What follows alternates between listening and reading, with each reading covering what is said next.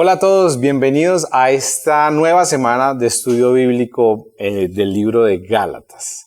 Así que estamos muy emocionados porque hay diferentes grupos en diferentes lugares, diferentes horarios, en diferentes ciudades y hasta en diferentes países. Así que qué rico que estemos disfrutando este libro de Gálatas juntos y lo estemos leyendo y estemos estudiando la Biblia unidos desde una manera muy diferente como la estamos haciendo acá. Así que me gustaría que en esta semana y en este momento en que están reunidos ahí en sus grupos, vayamos a leer el capítulo 3 de Gálatas. Ustedes saben que nosotros leemos y estamos leyendo y haciendo este estudio con la nueva traducción viviente. Pero si usted tiene otra Biblia, otra versión, no importa, nos puede seguir ahí.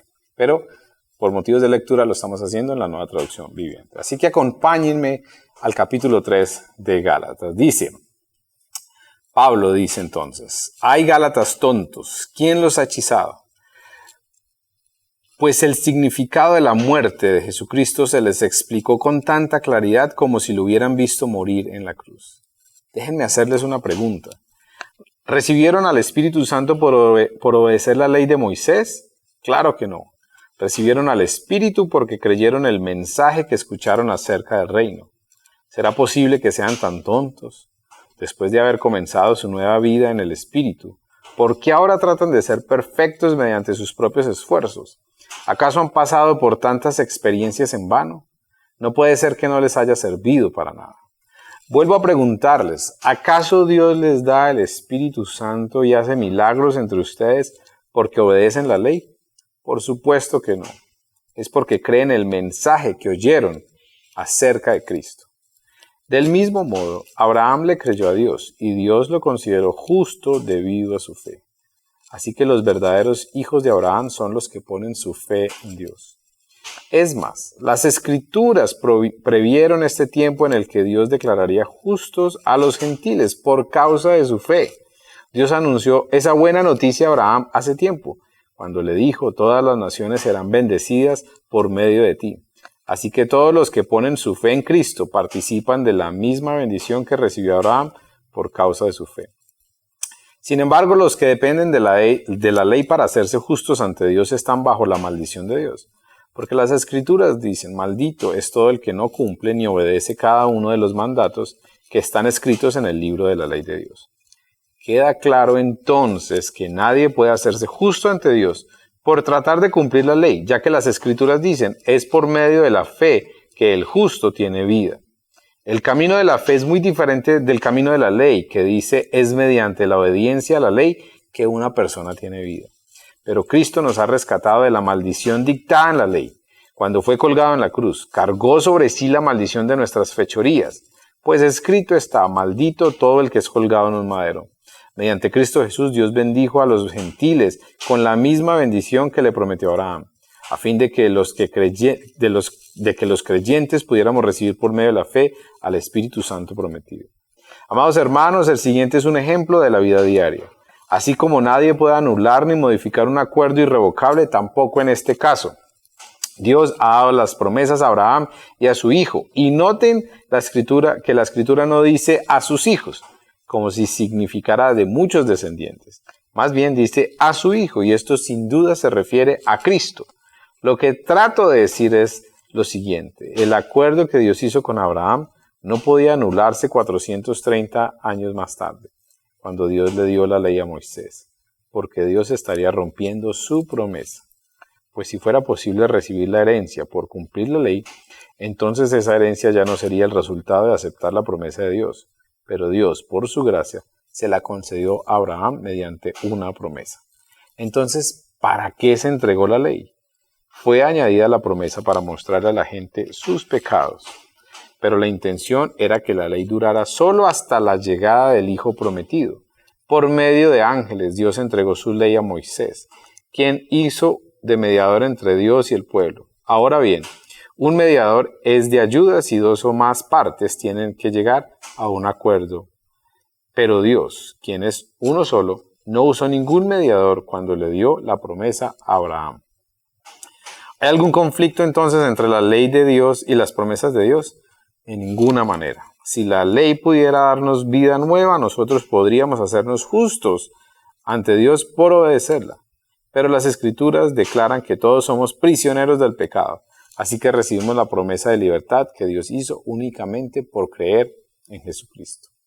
Antes de que se nos abriera el camino de la fe en Cristo, estábamos vigilados por la ley. Nos mantuvo en custodia protectora, por así decirlo, hasta que fuera revelado el camino de la fe. Dicho de otra manera, dice Pablo, la ley fue nuestra tutora hasta que vino Cristo. Nos protegió hasta que se nos declarara justos ante Dios por medio de la fe.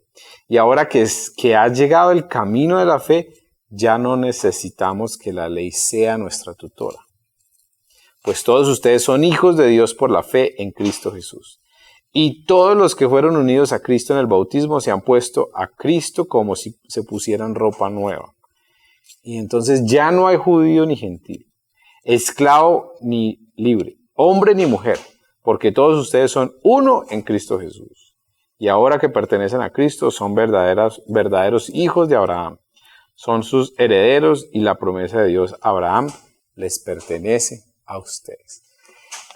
Este es un capítulo increíble. Para mí es uno de los capítulos que más ha revelado verdades a mi propia vida y al entendimiento del Evangelio. Porque habla de cosas muy interesantes. Habla de lo que es la gracia y la ley. Habla de lo que es la fe y la ley. Habla, por ejemplo, también de lo que era ser el pueblo escogido de Dios, como los israelitas, los judíos que son escogidos por Abraham. Pero también viene ya a decir aquí Jesús que no, ya todos somos hijos de Dios. Ya no hay un pueblo escogido, ya somos nosotros, los que creemos en Jesús. Ya somos el pueblo de Dios, ya somos escogidos por Dios. Y esto tiene muchas implicaciones y mucho debate también. Pero este capítulo es muy interesante por todas esas cosas que Pablo desarrolla, articula en este capítulo. Y bueno, algunas cosas antes de que ustedes lo lean otra vez en sus grupos. Pero Pablo aquí, por ejemplo, comienza en este capítulo llamando a los torpes y les dice a ellos que son sin entendimiento. Les está diciendo, ustedes están sin capacidad para comprender el mensaje de Dios y lo que significa la vida en el Espíritu. Los Gálatas habían recibido las buenas noticias de Jesús de la fe y la habían escuchado y la habían recibido. Pero parece que llegaron otros hombres, otros predicadores, otros maestros a decirles, no, sí, está bien, pero tienen que también seguir haciendo esto. Ustedes son judíos, o muchos de ustedes no son judíos, se tienen que convertir, digámoslo así, a la ley o al pueblo escogido, entonces tienen que circuncidarse, tienen que hacer esto, para entonces ahí sí poder ser aceptados por Dios, ser justificados por Dios. Y lo que Pablo está diciendo es aquí, no. Nosotros ya somos justificados, no por la ley, porque si fuera por la ley, ninguno podría ser justificado. Aquí somos justificados todos por Jesús. Entonces Él les dice, la recepción, el regalo que ustedes recibieron del Espíritu Santo se operó mediante la ley y no por los esfuerzos humanos.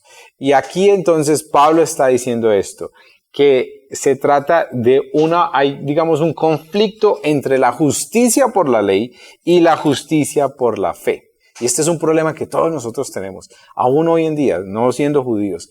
Pero tenemos esta idea de cómo alcanzar la justicia delante de Dios. ¿Cómo puedo yo ser justo? ¿O cómo puedo ser aceptado, digámoslo así? ¿O cómo puede Dios amarme y aceptarme? ¿Qué tengo que hacer? Y muchos de nosotros que crecimos en hogares y en la, digamos, tradición católica, entendemos mucho esto, y es que entendíamos o escuchábamos frases, por ejemplo, yo me acuerdo escuchar frases de mi abuela, de decir, es que hay que pagar penitencia para que Dios me quiera, para que Dios me acepte. Y lo que se está diciendo Pablo aquí es que la respuesta para esta pregunta de cómo alcanzar ser justos o la justicia delante de Dios, aceptados delante de Dios, es una persona, y es Jesús. Nosotros, los pecadores, solo llegamos a ser justos por la fe en Jesús, y a ser justificados tenemos una vida nueva y abundante. Y me llama la atención que aquí Pablo usa, digamos que desarrolla varias ideas. Una es, él habla de Abraham y habla de Moisés. Muy interesante, porque Abraham es, digamos, el padre de la fe. De hecho, Hebreos lo habla así, el padre de la fe. Y Moisés podríamos decir que es el padre de la ley, es el que dio las leyes al pueblo. Y parece, o sea, el conflicto aquí está entre la ley y la fe. Y Pablo dice, es que Abraham fue antes que la ley. La promesa de Dios, las buenas noticias de Dios fueron antes de que llegara Moisés, antes de que llegara la ley.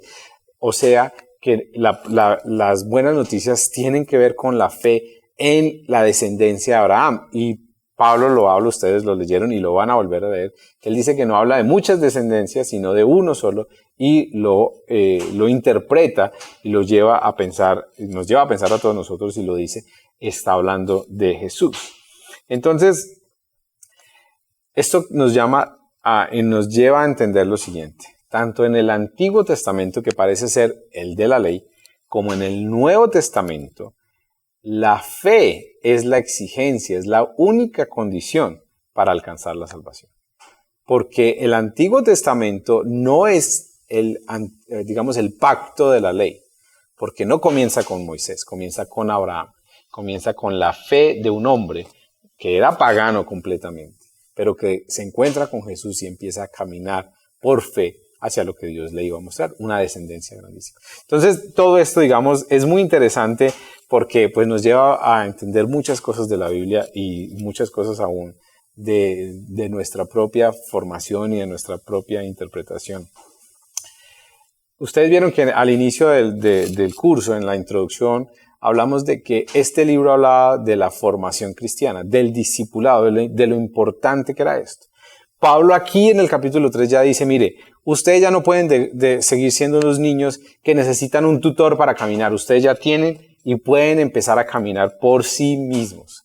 El pecado, a todos nosotros, los seres humanos, nos dejó en una prisión, de la cual solo podíamos o podemos salir mediante la fe en Jesús, no por medio de cumplir la ley. La ley vino a nosotros para mostrarnos algo mayor. Miren, la ley y las leyes de la Biblia y la ley que nos da Moisés, para mí lo que hace es mostrarnos primero, nos permite entender qué es el pecado, porque no entendíamos qué era el pecado. Y lo segundo nos muestra algo mayor, a alguien mayor, nos está mostrando a Jesús. Entonces, de alguna manera, lo que Pablo está diciendo es que la ley fue una guía provisional que nos condujo hacia Jesús, quien es el verdadero maestro.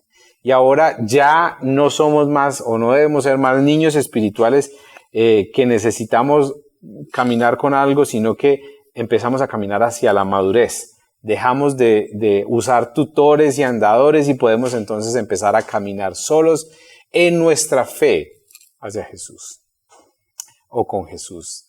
Y el capítulo termina con algo muy interesante y es que ya no somos, ya no es un pueblo escogido o ya no es una transacción que se hace, sino que termina con la idea de que somos hijos de Dios. Y esto es muy profundo. Ya no somos, como él mismo dice, no somos judíos ni gentiles, ya no somos esclavos ni libres, hombres ni mujer, o sea, ya no estamos separados, sino que ya todos somos hijos de Dios. Y esto tiene que ver con nuestra identidad, con lo que somos en el Señor. Si creemos en Jesús, ya somos sus hijos. Y Él nos ha amado desde el principio y nos seguirá amando como sus hijos. Y esto es una verdad muy profunda para todos nosotros. Ya somos verdaderos hijos. Ya no hay un pueblo escogido y separado para Dios. Ya todos somos los que creemos en Jesús. Ya somos el pueblo de Dios, el pueblo que Él ha recibido como sus hijos. Así que este capítulo tiene muchas cosas y podríamos hablar de muchas más en este video, pero la idea no es hacerlo muy largo y que esas preguntas y todo lo que surja de esta lectura, ustedes lo hagan ahí en sus grupos. Igual, dudas, preguntas que tengan, hablen ahí con sus líderes, con los que dirigen el grupo y por favor háganoslas pasar a nosotros que podemos también tener un espacio para hablar y compartir algunas ideas sobre este estudio. Así que ahora lo que quiero que hagan es que vuelvan a leer este capítulo ahí ustedes y nos hagamos las 3 preguntas que siempre nos hacemos en el estudio bíblico. ¿Qué dice de Dios? ¿Qué dice acerca de Jesús? Segunda, ¿qué dice de nosotros como seres humanos? Y tercera, ¿qué debo hacer? ¿Qué debo obedecer? ¿Qué debo practicar? Así que disfruten mucho este estudio bíblico del libro de Gálatas. Este capítulo es un capítulo muy profundo y seguramente van a surgir muchas preguntas y muchas ideas y muy buenas respuestas ahí en sus grupos. Así que disfruten mucho este estudio. Muchas bendiciones.